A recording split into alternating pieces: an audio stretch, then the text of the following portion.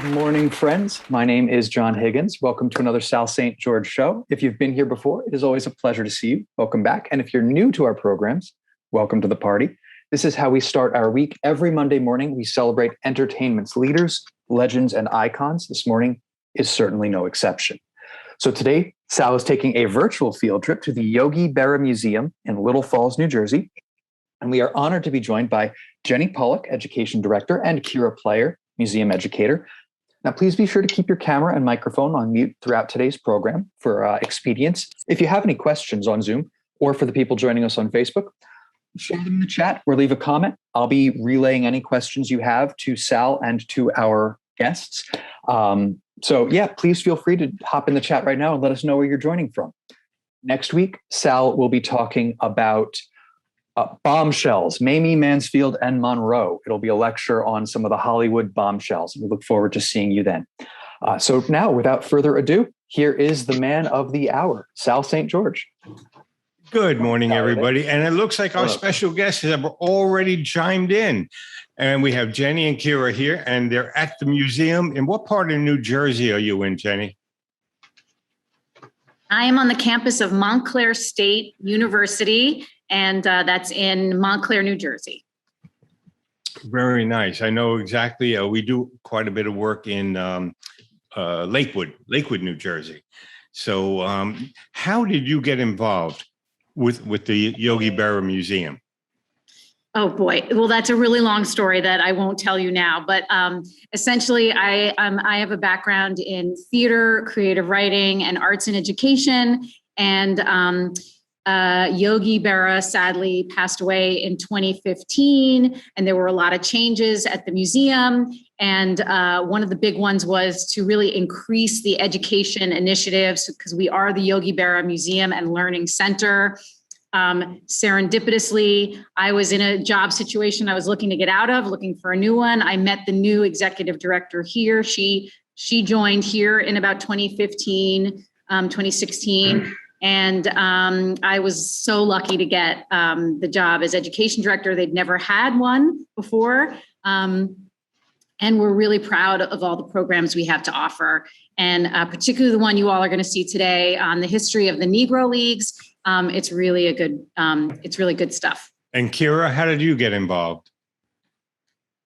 So I was a student at Montclair State University. I was an acting major, and I had previously worked on campus, actually at the gym on campus. And I had left that job. I was looking for a new job, like Jenny was. And it was sort of around the same time that she had started, that they were sort of doing outreach for educators at a job fair at MSU. And so that's where we met, and I interviewed. And it just happened to be one of my favorite jobs that I've ever done. So I've been with the museum ever since. It's a great fit. And I'll tell you, sorry, if you don't mind my interrupting. One other story about Kira that she won't tell, she won't brag, is that her acting career took off in 2019, and she got a great gig in theater. And then, of course, COVID happened, and her theater shut down. And I dragged her back. Thankfully, like many 20-somethings, she had to move home to New Jersey with her parents, and we needed her back. And so we were very lucky.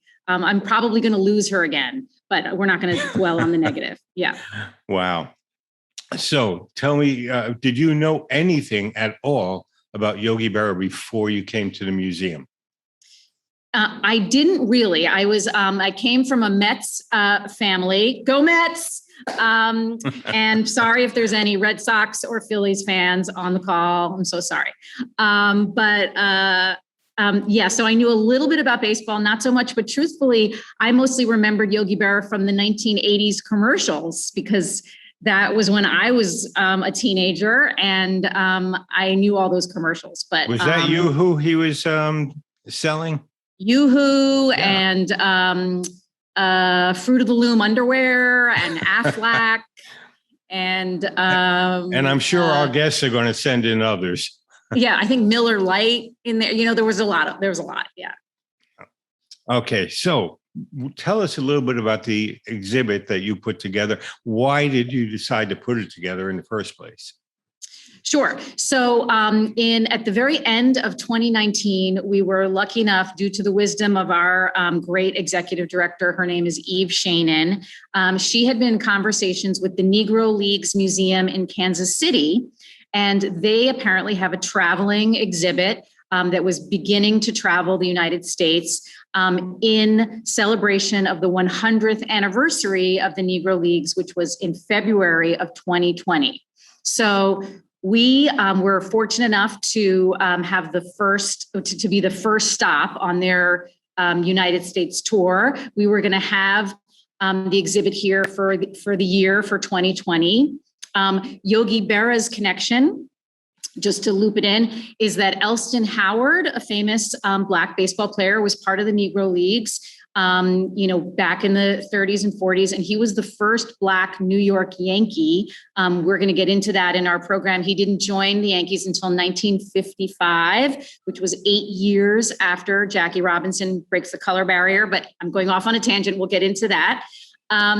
But here's what happened. So at the end of 2019, we got tons of press. We're a little tiny museum. We were on ABC, CBS, NBC Nightly News, and all these great programs because everybody was excited about the 100th anniversary of the Negro Leagues. Of course, in March of 2020, we had to close our doors for COVID. And the wisest thing our executive director did is that she had the entire Negro Leagues exhibit professionally photographed. So it all exists on our website that everyone can access for free. So if you go to yogiberramuseum.org and click on our visit or exhibitions, you'll find it all there.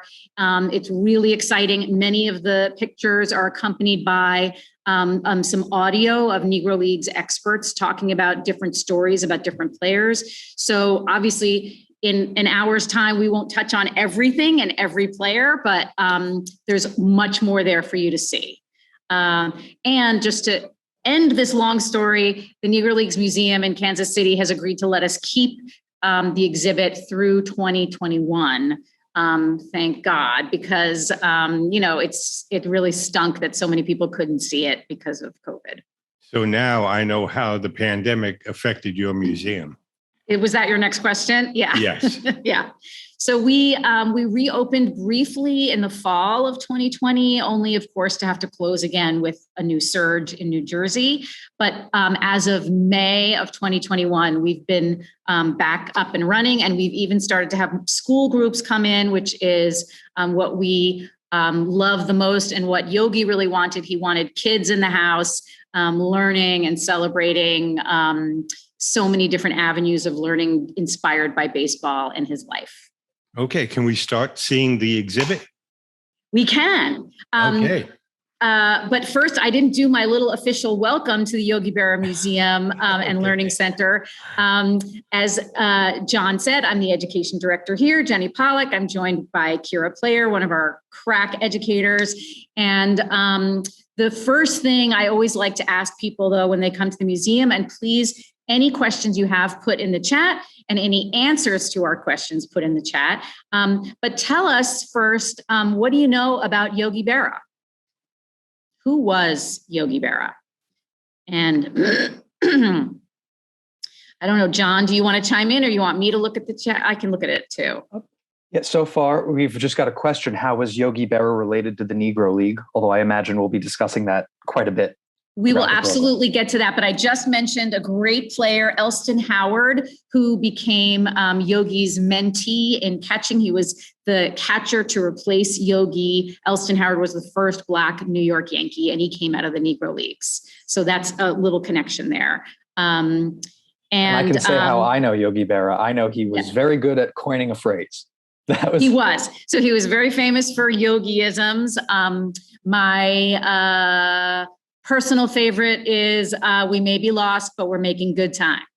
And but of course, the most famous, and particularly there's a Mets history to the most famous one, is "It ain't over till it's over."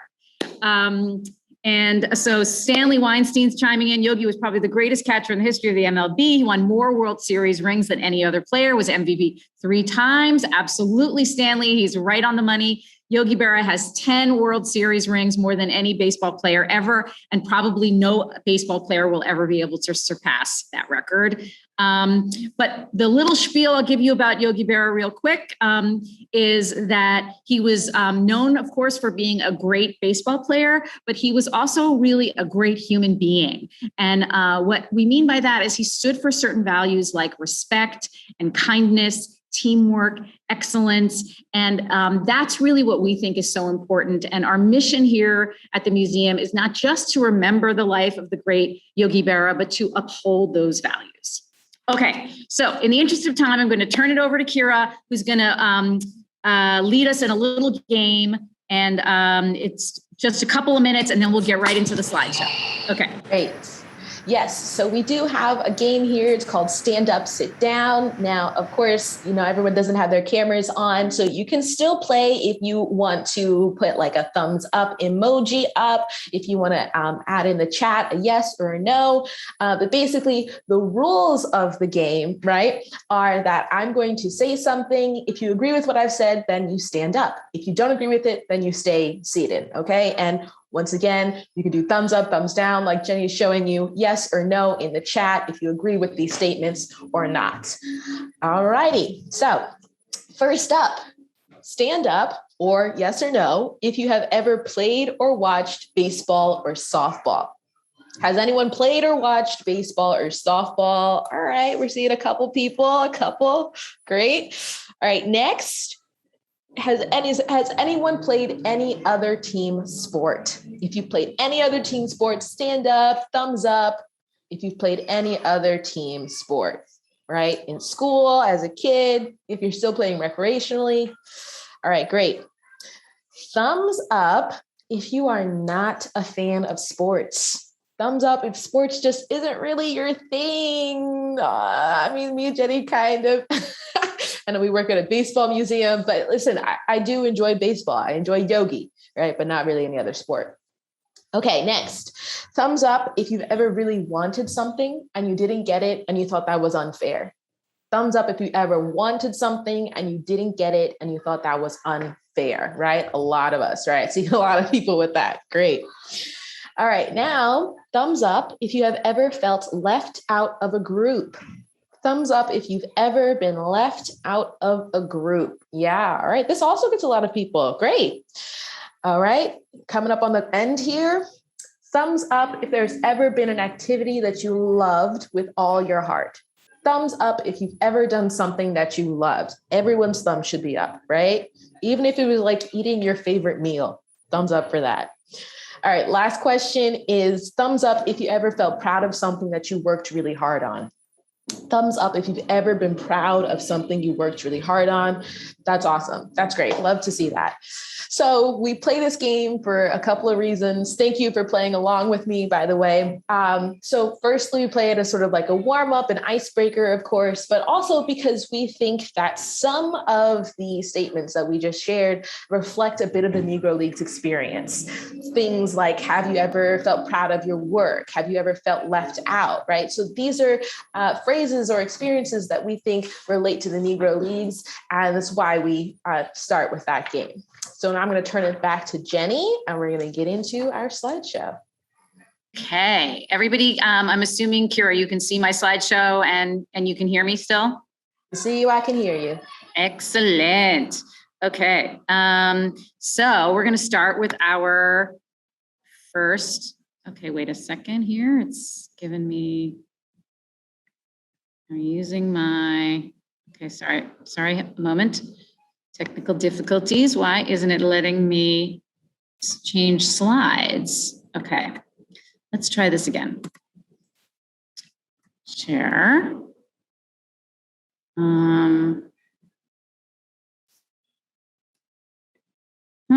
Kira, maybe I should have you share because it's not letting me go from one slide to the next. Did I do something wrong? All right, I'll try it now. Or John, do you have any advice? Maybe I did something wonky. I don't know. It's letting you share just fine. So yeah. I'm wondering what's up. But This is always part of the part. Yeah, of the fun. It's super fun. Yeah. Okay. Right. Yes. Okay. Oh yes, and Linda, happy Columbus Day and happy Indigenous Peoples Day. All right. Okay, Kira is able, she has the magic touch. Excellent.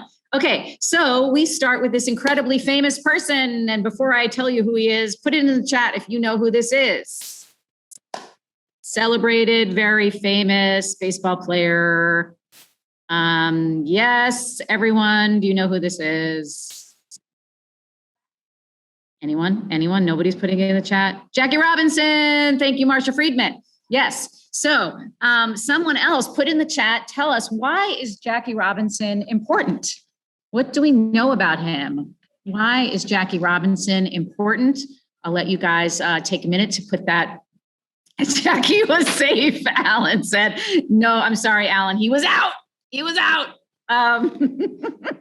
He's referring, of course, to the 1955 World Series where Jackie's stole home. He broke the color line in the major leagues. Exactly right, Marsha.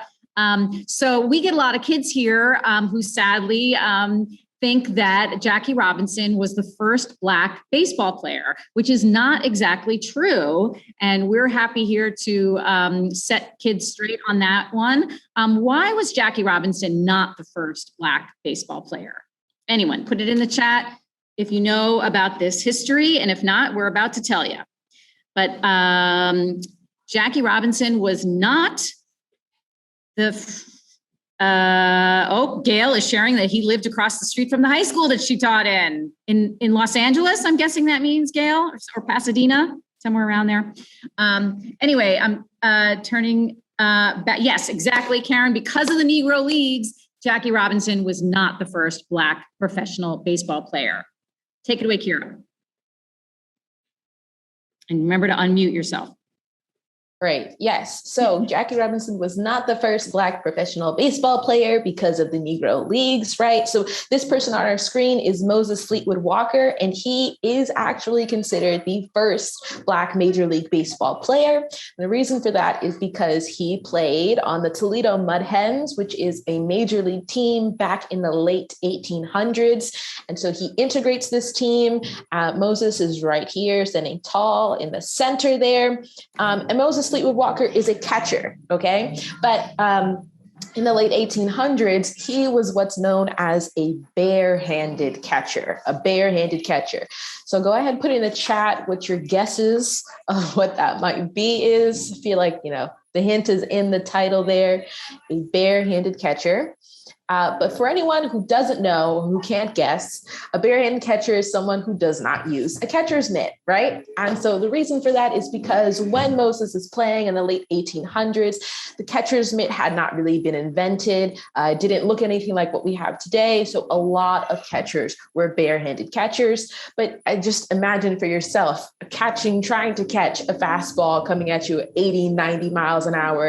It's going to hurt. It's going to sting. They were actually breaking their fingers, their palms were bleeding. And so that meant that they had to switch out a lot of different catchers throughout one game.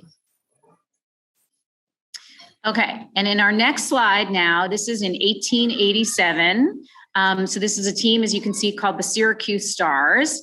And this is kind of an odd team picture, you might notice, because everyone is separated by their own portrait. And as you can see in the bottom left corner is a player we only know the name of as P. Higgins. He was the only Black player on this team that was integrated in these days.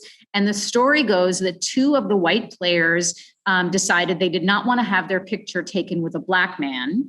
And this is where we can guess that the beginning of segregated baseball started.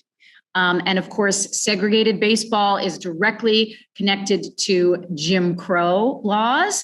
Probably most of you have studied this at some point in your educations. We typically ask kids at this time, tell us what Jim Crow laws were. What did that mean when we refer to the Jim Crow era? And I'll let you all put that in the chat. while we show you some examples, the ones that typically kids know about are, of course, the separate water fountains and restrooms. But Jim Crow, of course, were the official laws that enforced racial segregation. And while the examples we're showing you here are just sort of everyday ones, the important part about the Jim Crow era, is to remember that it included extreme violence and made life incredibly dangerous for Black Americans. Of course, there were lynchings that took place primarily in the South, but really all over the country at this time. It was an incredibly dangerous time. All right, so we're bringing it back to baseball here. There's also something called the Gentleman's Agreement. All right, so the definition for the Gentleman's Agreement is an unofficial Jim Crow law dating as far back as 1871 that Black and white professional baseball players were not allowed to play baseball together. Right, so this is a Jim Crow law. It's an unofficial Jim Crow law. So like other Jim Crow laws, it's not written down anywhere. Okay, this is just sort of like this unspoken agreement, or this understanding between all the white baseball team owners that they are going to keep professional baseball segregated, right? They're not going to let white players and Black players play together. But the thing about the Gentleman's Agreement that we can't ignore, of course, is the mild-mannered language. So calling it the Gentleman's Agreement, right, that makes it sound sort of nice or pleasant, because a gentleman is supposed to be a nice person, right? But that's all to hide and to cover the white supremacy and the racism that's present here in this agreement. So now we're going to take a look at this map. And this is where we ask our students who could tell us what country we're looking at. You'd be surprised that they get a little, I guess, confused or wary. It's not a trick question. We're looking at the United States, of course. And then we're going to look down here to this dark gray section. So that's the South.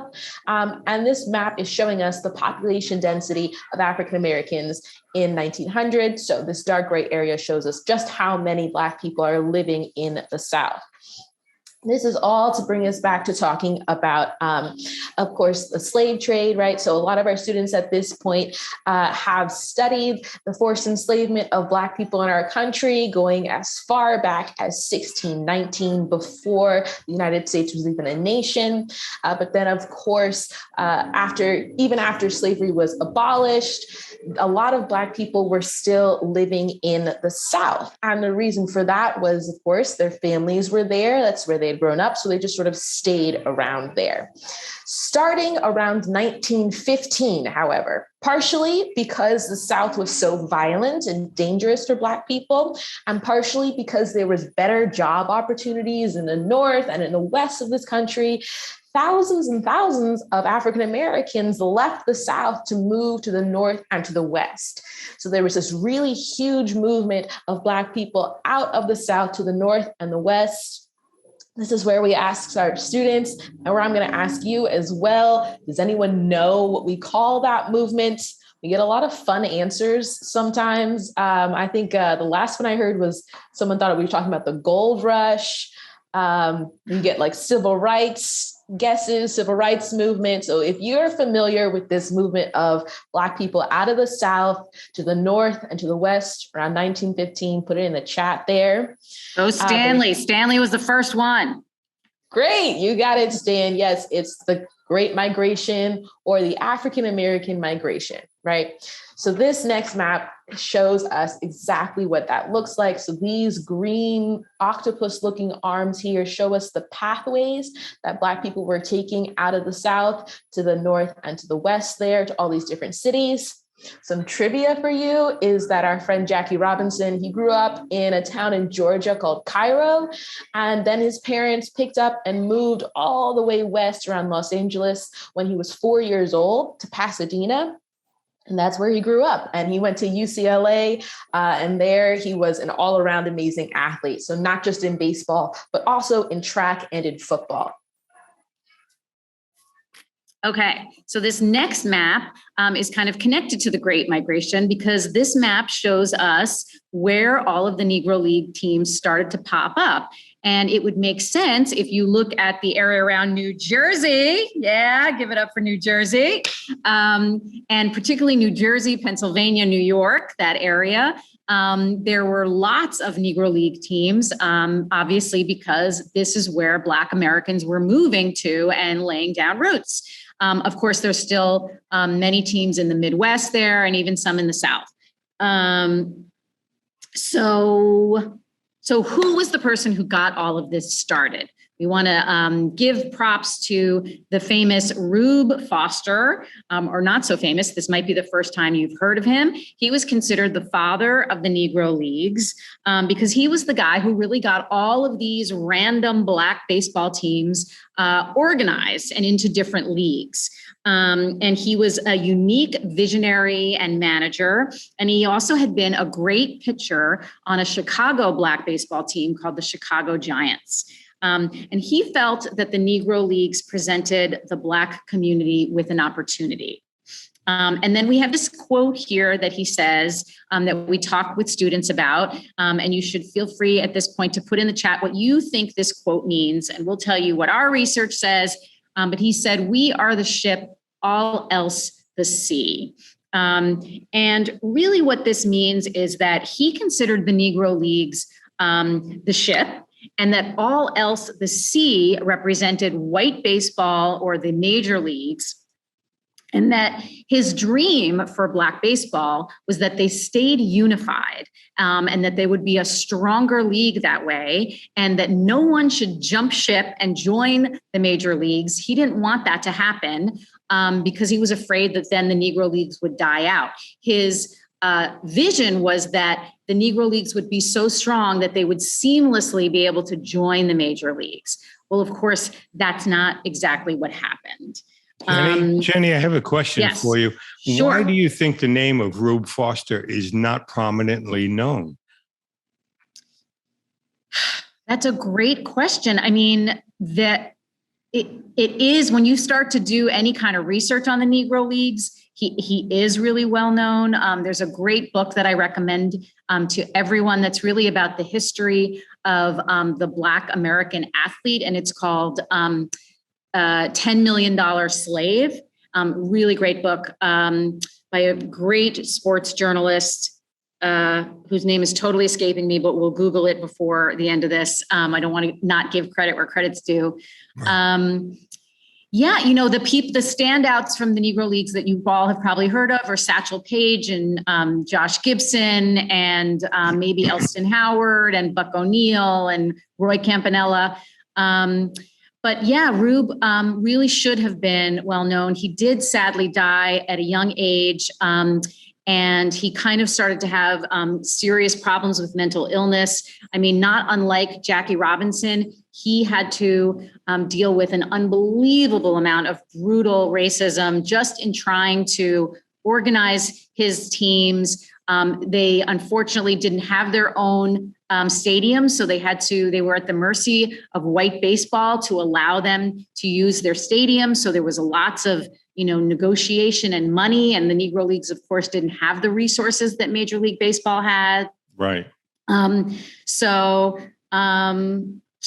sorry if that's not a great answer. He just seems like a fascinating individual to me. He was a fascinating individual. There's so much to read about him. Sadly, the way the history goes is that he died at like 53, 54. He kind of went crazy and had this violent outburst, and his wife put him in a home. And then when he was dying, the story goes that she wouldn't let him leave, and he died sadly in this home. But we're trying to keep his spirit alive because he obviously was a great visionary. And he also had a younger brother, Willie Foster, who was a southpaw, a left-handed pitcher, was also great in the Negro Leagues. And we have a picture of him in our exhibit here.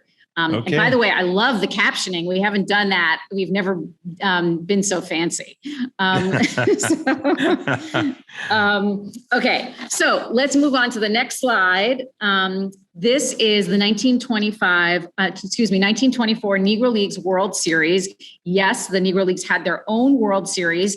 And here the team on the left side of your screen is the Kansas City Monarchs. And the team on the right side of the screen are the Darby, Pennsylvania Hilldales. The Kansas City Monarchs won. By the way, a little trivia about Jackie Robinson. He was only part of the Negro Leagues for 1 year with the Kansas City Monarchs. So you can imagine how all the other Negro League players felt when he broke the color barrier and joined the major leagues. The important thing I also want to draw your attention to here is the fans in the stand. This is some 10,000 people. Negro Leagues games, and particularly their World Series, completely sold out. They were really popular at the time. As many of you may know from your baseball history, baseball was the national pastime.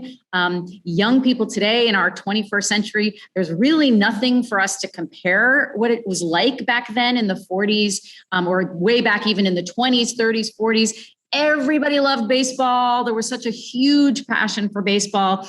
And believe it or not, even in 1924, this audience here was Black and white people sitting together because of their passion for baseball, even though it was during the Jim Crow era. The other thing to tell you is that because of the success of the Negro Leagues, there was quite the bustling ecosystem that grew from them. There weren't just, players and managers and coaches and team owners, but there were business people and Black sports journalists, Black restaurant owners, all kinds of businesses that were thriving because of the Negro Leagues. And this is important. They were making money.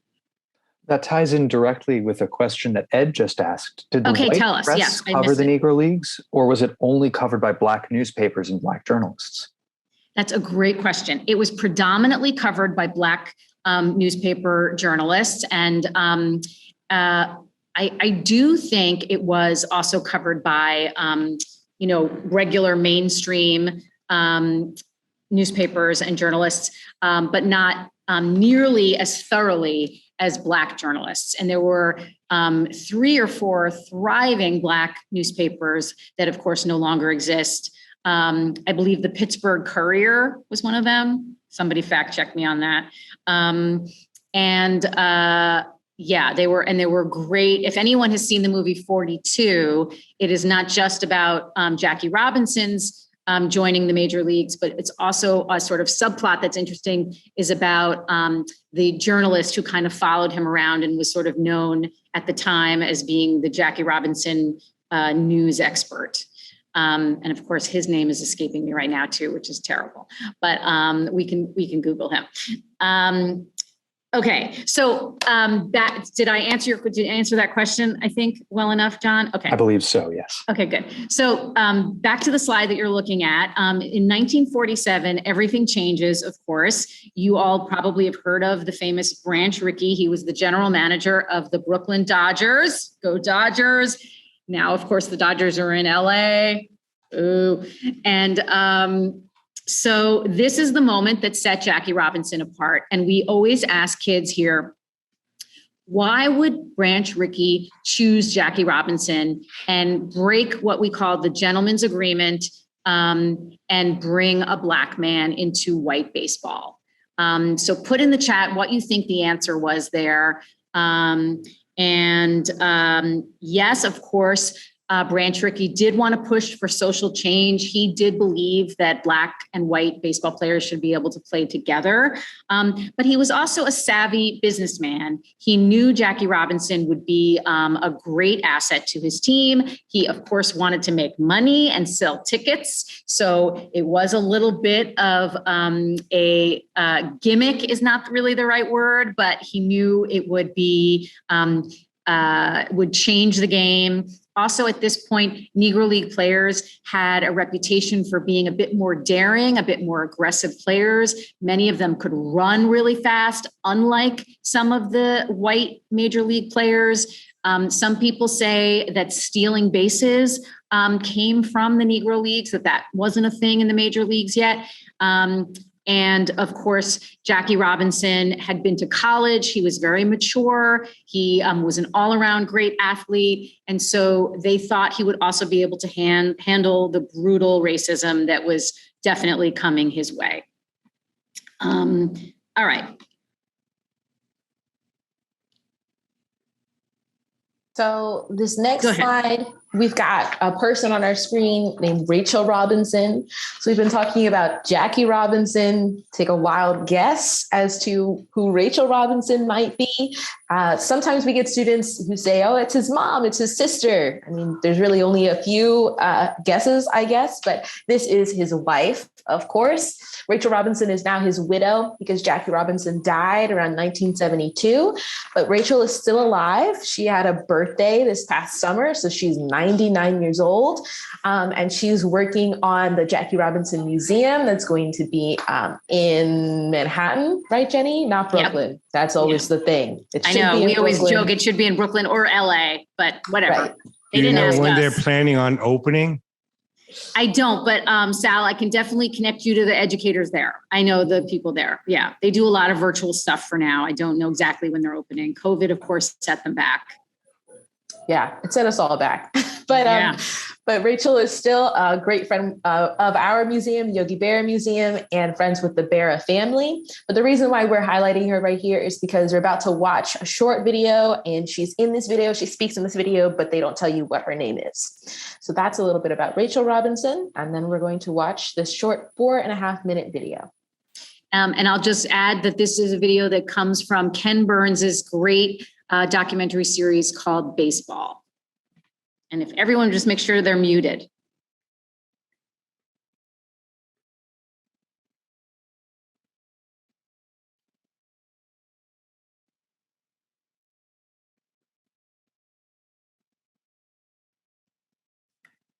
Kira, I don't think we have sound. I might not have done that, like optimize for, let me try it again. No worries. Technical difficulties. Mm-hmm. It's all good. Okay, let's try it one more time.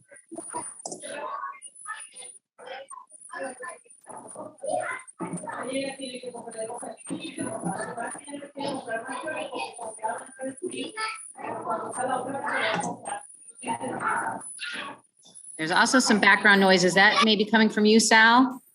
Nope. Here. No.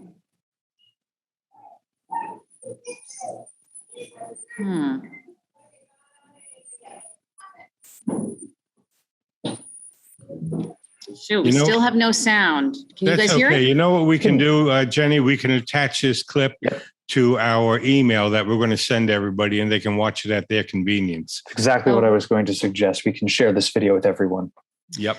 All right, we'll hope that works. Here's the thing. We actually got permission from Ken Burns himself to be able to use this for education purposes, which is extremely amazing. I mean, he's given us a lot of permission for a bunch of clips. So I just don't know that I'll be able to share it. Sometimes it has like accessibility sort of locks on it. Oh, I'm so sorry. Let's just try one more time. I hope you guys don't mind. Kira, stop sharing and let me just see if I can do it. Okay.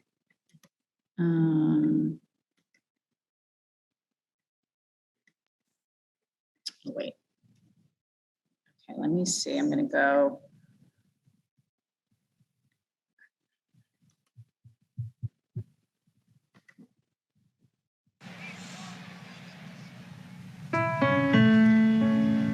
Can you guys hear it?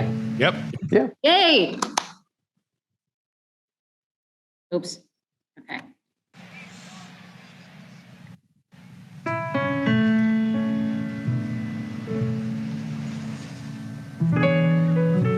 History was made here Tuesday afternoon in Brooklyn's flag-bedecked Ebbets Field when smiling Jackie Robinson trotted out on the green-swept diamond with the rest of his Dodger teammates.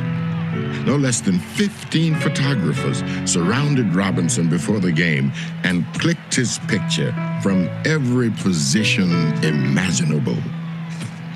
Pittsburgh Courier. On April 15th, 1947, at Ebbets Field in Flatbush, in the borough of Brooklyn in New York City, the Brooklyn Dodgers faced the Boston Braves. It was opening day, and for the first time in modern Major League history, a black man, Jack Roosevelt Robinson, was starting the game at first base. There were 26,623 fans in the stands, more than half of them black, come to see Jackie Robinson.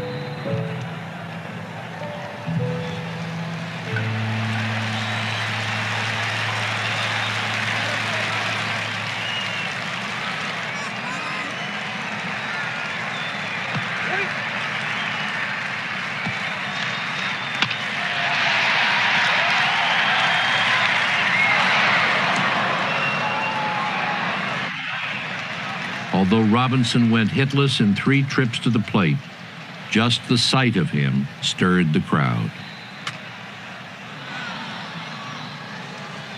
I remember the excitement and just the feeling of having gotten through it, and a sense that Ebbets Field itself was small enough so that we kind of felt immediately that we could find our place in it. At least I did. The black fans were so tense and so enthusiastic, and so their expectations were so high and their aspirations were so high that they just reacted to everything. Every swing of the bat, somehow they got something going with the black fans. And white fans, I think, were probably more in a frame of mind to wait and see. There was this overpowering feeling that people's hopes were riding on what Jack was doing as much as their interest as fans in the score.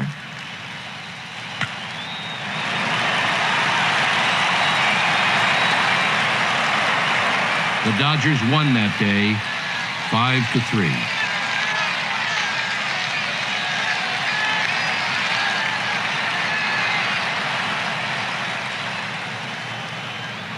You can almost divide American history in the 20th century before Robinson and after Robinson. America was defined by baseball. This was our national game. So the drama of this moment of Robinson coming in is enormous because of the game being tied to the national character. In some way, the game being tied with America's sense of its mission and its destiny.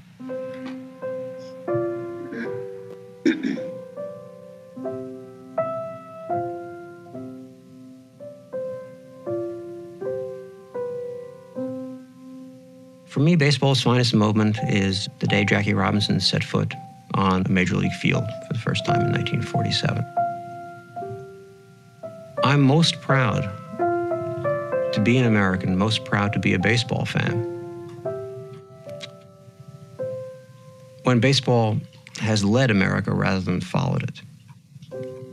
It has done so several times, but this is the most transforming incident. I can think of no man having a more difficult road ahead of him than Jackie Robinson did in '47, and no one walking that road more valiantly or more proficiently. I would say that Jackie Robinson is my great hero among baseball players, and he's my great hero as an American. He is an individual who shaped the crowd. All right. Oops. And as we come into the last 15 minutes or so, I did want to ask, is there anything in the museum that you would like to show us, any of the exhibit artifacts? Yes, I was going to walk around a little bit and show you some of it as soon as we finish the slideshow. So there's just like a few more slides. Okay. Kira, you want to go back to sharing? Yeah, sorry for running over. We have to make a hard stop right at 11. If people have to leave, we understand. Yeah. People might have to hop off, but of course we'll keep the room open and keep spend some time. Sorry, we're Jenny, a little I think gabby at the beginning. Jenny, yes, we're getting wonderful reaction to this exhibit that you have, but equally they do want to see the museum. Yogi Berra part, right? I think we're going to have to schedule a second visit with you where we can actually go through the museum and see all the artifacts, because we have quite a few, as you can tell, baseball fans that really know their stuff, and they're going to want to see it. So when we're done today, we'll come up with another date that you're available for, and we'll let everybody know that we're going to go through the actual museum at that point. Sounds great. Sounds great. Okay. And I can give a little bit of a cursory one before we end today. Sounds good. Okay. Go ahead, back to Kira. All right, so here we are. Of course, everybody knows about Jackie Robinson, but in this last part of our slideshow, we're going to highlight some other really influential Black baseball players. So we're going to introduce you right now to two. They're both on the Newark Eagles. First up is Larry Doby there on the left side of the. So Larry Doby is the second Black baseball player to break the color barrier. He did that 3 months after Jackie Robinson joined the Dodgers. But of course, because he was second, he doesn't get any of the recognition or notoriety. But we love Larry Doby here at the Yogi Berra Museum because he's sort of a local hero. He's from right around here in Paterson, New Jersey. And so he raised his family around here, and there are still Dobies sort of like all around the Montclair Paterson area that, sometimes come to the museum. And then on the right-hand side, there is Monty Irvin, another very great player on the Newark Eagles. He joins the Cleveland Indians.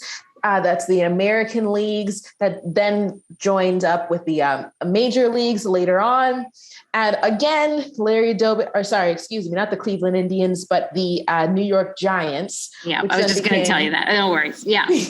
Larry Doby was on the Cleveland Indians. Monty Irvin was on the New York Giants. Yeah. Yes.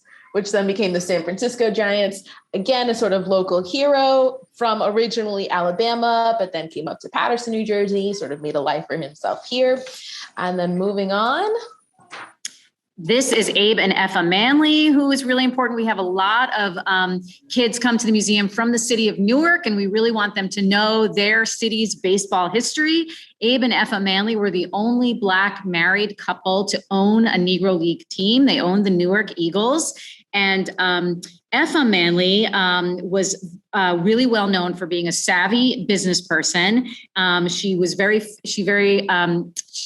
fair to her players, paid everybody on time, and she was elected to the Baseball Hall of Fame in 2006, where she is still the only woman there. Oh, and speaking of women, is this still me, right? Yes, okay.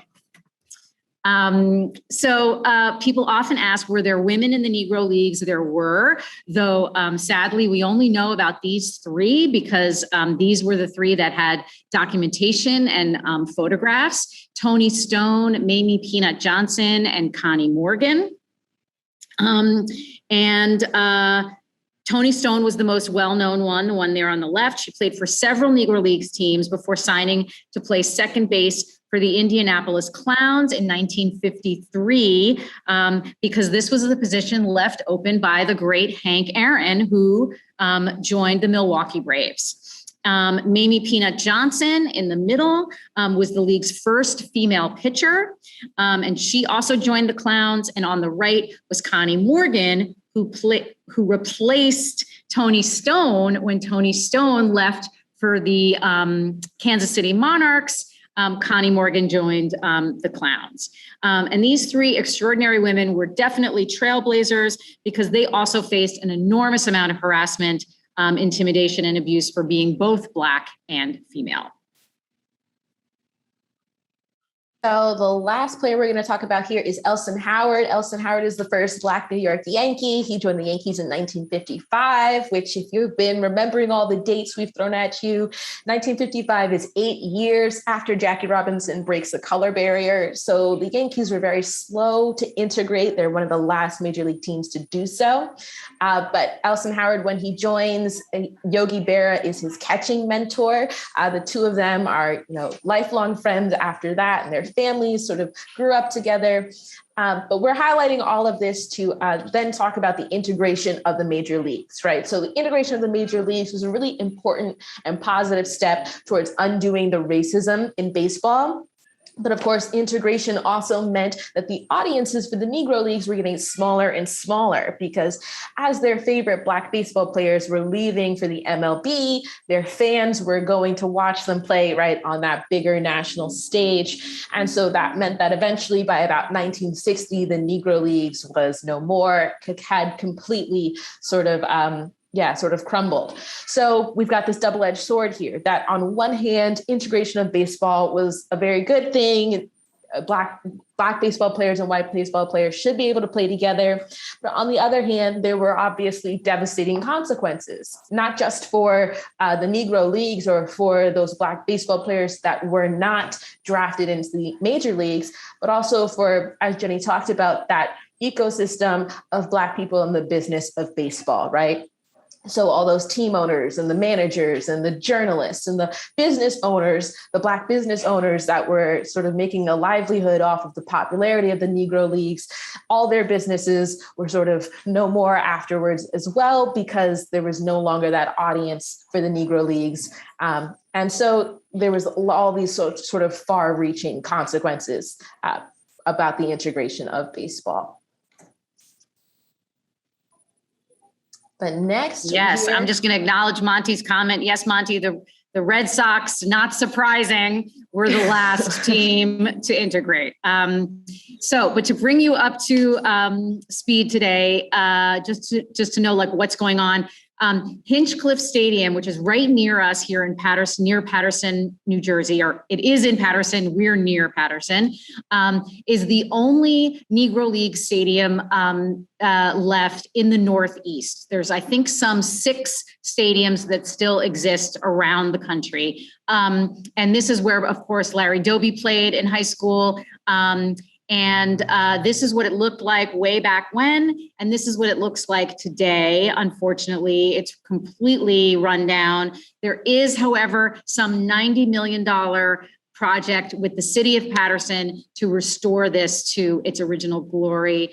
We hope to be in partnership with them because they're so close, and they'll be also opening a Hinchcliffe Stadium museum, which is really exciting. And they've reached out to us for help with that. So that's really exciting. Jenny, yes. On a side note, Paterson is the hometown of Lou Costello. Maybe, I didn't know that, but okay. Maybe Who's On First can find a little spot in there. Coopertown doesn't have the honorary rights to it forever. Wouldn't that be interesting? They have the statue of Lou Costello also in Paterson. That's interesting. I'm just an advocate for Abbott and Costello. That's all. Yeah, absolutely. And we're big Larry Doby fans, and that's where Larry Doby went to high school. So that's also really exciting. So, all right, Kira's got our last slide just to talk a little bit about leadership today. Right, exactly. So this is talking about Black leadership in sports. We're sort of fast forwarding to modern day. And so, yes, we've got this person on our screen. You'd be surprised, though, a lot of students don't know who this is, or maybe second guess who this is, but it's Michael Jordan, of course, not a baseball player, but a basketball player. The reason why we highlight Michael Jordan is because he's the only Black majority owner in Big Four sports, right? So, to sort of define some of these terms here, Big Four sports is the 4 most popular sports in the United States. So that's baseball, basketball, football, and hockey. And then to be a majority owner means that you own a team by yourself, right? You own more than half of a team by yourself. Of course, there are other owners of color, but they are partial owners. So they're part of a group of people, a team of people who own a sports team. Michael Jordan is the only Black person or person of color to own a sports team by himself. And so this is where we open up the conversation. Please type in the chat your thoughts about this. We love to have sort of a conversation with our students as well as to what do they think of that in 2021, 100 years since the beginning of the Negro Leagues, we still only have one Black majority owner. So I'm going to go ahead, stop sharing. And if you want to add in the chat there any of your thoughts or comments about this, we'd be. I am thoroughly impressed with the knowledge of our guests. Oh, thank you so much. They are throwing so many facts out there.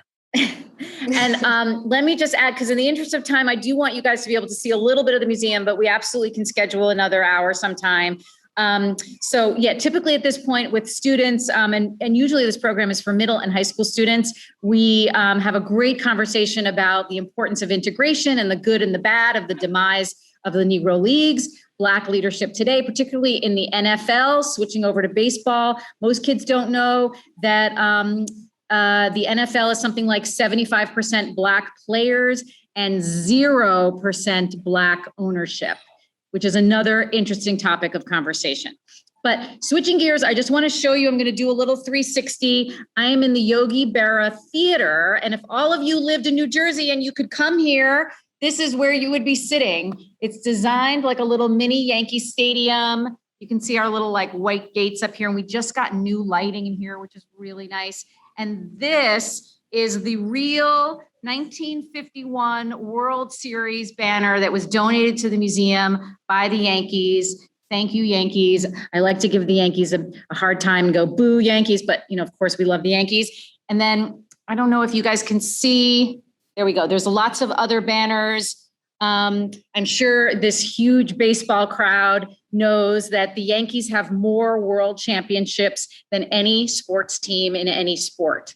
Something like 27. And of course, because Yogi played 18 seasons with the Yankees, that's how he ended up with 10 World Series rings. So now this is the part of the museum that we call Discover Greatness. It's the Negro Leagues exhibit, the history of the Negro Leagues exhibit. It's some 91 photographs, some of which we have the capability of turning into color, holding an iPad Pro up to the photo, which I don't have to tell you, kids love anything having to do with technology. We made it more fun. And you can go on our website, yogiberramuseum.org, and you can see which pictures turn into color. As I mentioned, it's all there for you for free.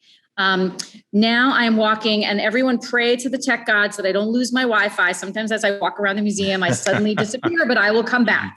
I'm going to walk over to the championship rings, what we call the museum bling.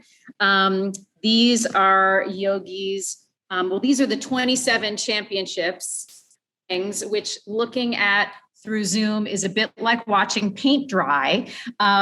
So not that fun, much more fun to watch, look at it in person. But these ones with the yellow stripes are the 10 that Yogi won. And now I can also share my screen with you. Hold on one second so that I can show it to you in a photo. Let me just open that up. And go ahead, Sal or John, if there's any questions at this point. If anyone has to go, I understand, but I'm going to also try to share my screen so I can show you some pictures. Okay, here we go. But feel free to fire any questions away. Can everyone see my screen? Yes. Yep. Okay. Oh, there we go. Oh, cool. It's letting me switch. Okay, I'm going through so you can see here's a much better picture of the rings. And then sometimes we are lucky enough to get Larry Berra, who's the first son of Yogi Berra, and Lindsay Berra, the first grandchild, to join us on some of these programs to answer questions, which kids love. And Lindsay Berra loves to tell the story of how she never wanted her grandfather to wear all 10 rings at once because that would be really tacky.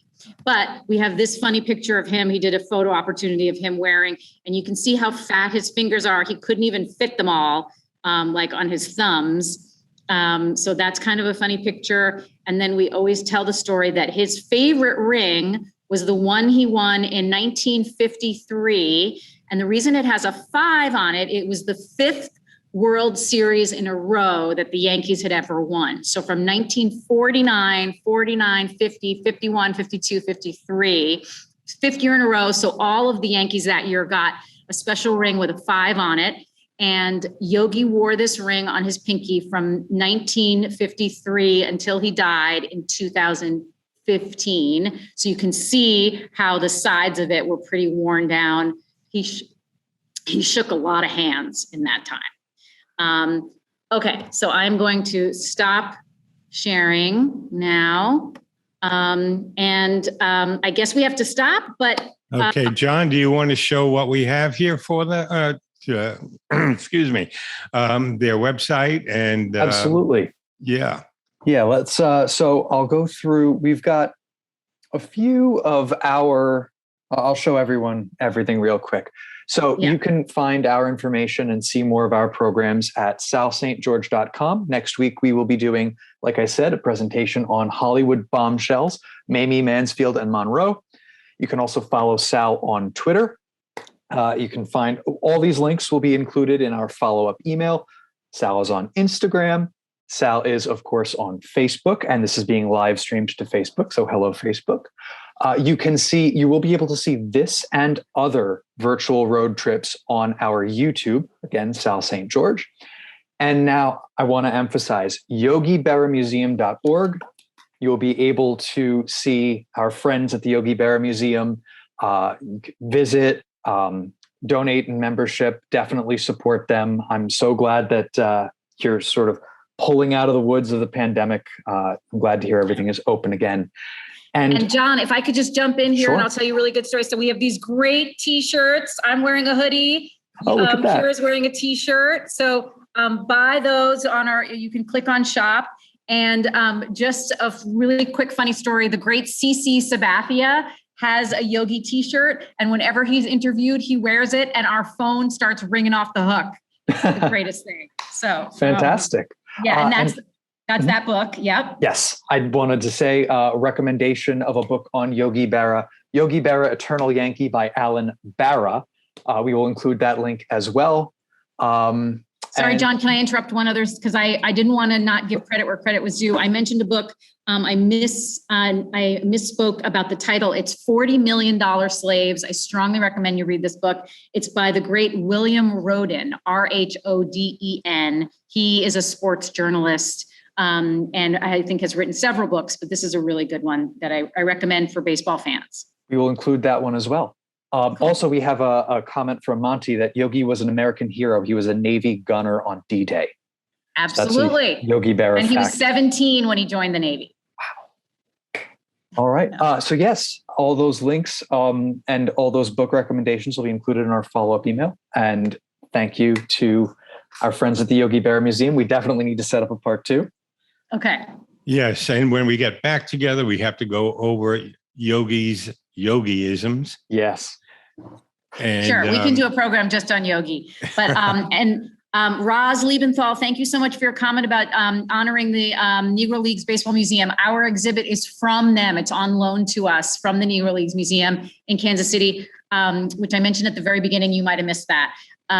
So sadly, we have to send it back at the end of this year. And Stanley Weinstein, you want to know where the Yogiisms are. They're kind of sprinkled all over the museum. We do a great poetry and spoken word program for students to get them writing and being playful with language the way Yogi was. And we send them all around to find the different Yogiisms that they like the best. But did he realize what he was saying when he said it? Yes and no. Well, one of his Yogiisms was, I really didn't say everything I said, or something like that. Right. And people definitely make up certain ones that are not real Yogiisms. There's probably 25 or so that are real. And it was really just, as his family members tell me, it was just sort of how he talked. It was how he sort of saw the world. He was a kind of a philosopher. Well, we look forward to revisiting you in the future and going through the museum, learning more about Yogi himself. And I can't thank you I can feel and sense the passion that both of you have for the subject. Yeah, it's really great. It's such good stories that we should keep them alive. Terrific. Thank you so much, everybody, for joining us this morning.